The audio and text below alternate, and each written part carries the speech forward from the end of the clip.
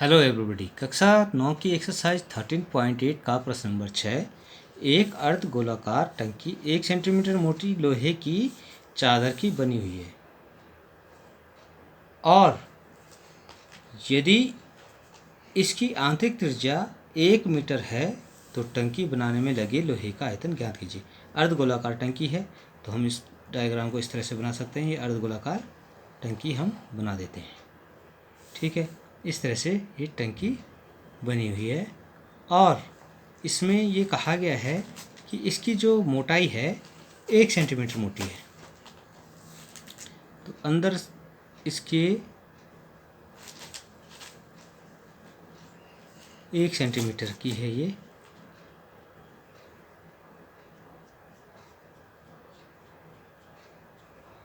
ठीक है, 1 सेंटीमीटर है।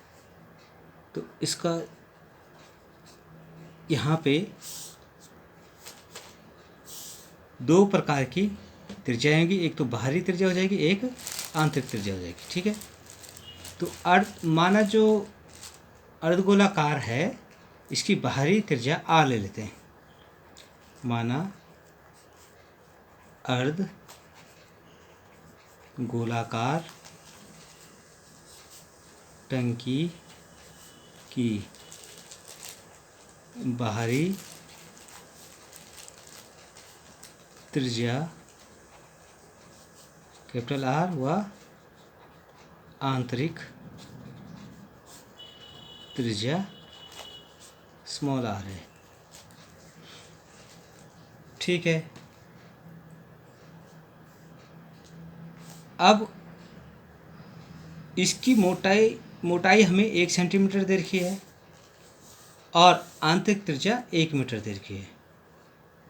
तो बाहरी त्रिज्या हमारे पास क्या हो जाएगी? ये हो जाएगी आंतरिक त्रिज्या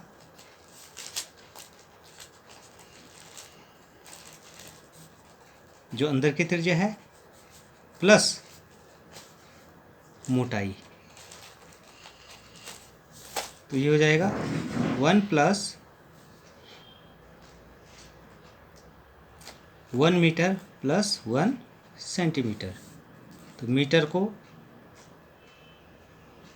हमें सेंटीमीटर में बदलना आता है और सेंटीमीटर को मीटर में बदलना आता है।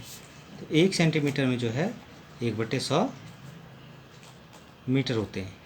तो इसको हम लिख सकते हैं 0.01 मीटर 1 सेंटीमीटर।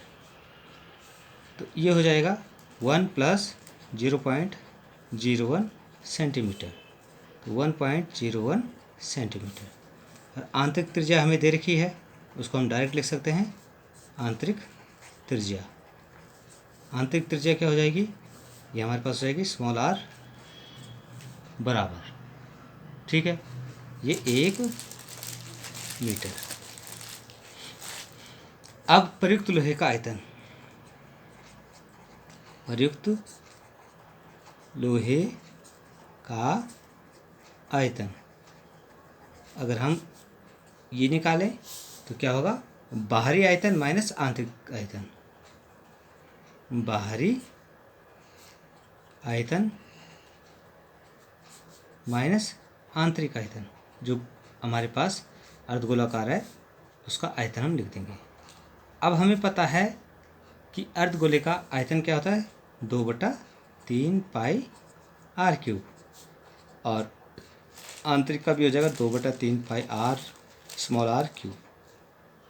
इस तरह से ये आपके पास फॉर्मूले में हो जाएगा। अब इसको हम देख रहे हैं 2/3 पाई दोनों में कॉमन है, तो ये हो जाएगा r³ माइनस स्मॉल r³। ठीक है, तो इसको हम लिख सकते हैं 2/3 गुणा गया 22/7 गुणा गया r की वैल्यू अब रख देते हैं। कैपिटल आर है 1.01 क्यूब, स्मॉल आर है 1 क्यूब।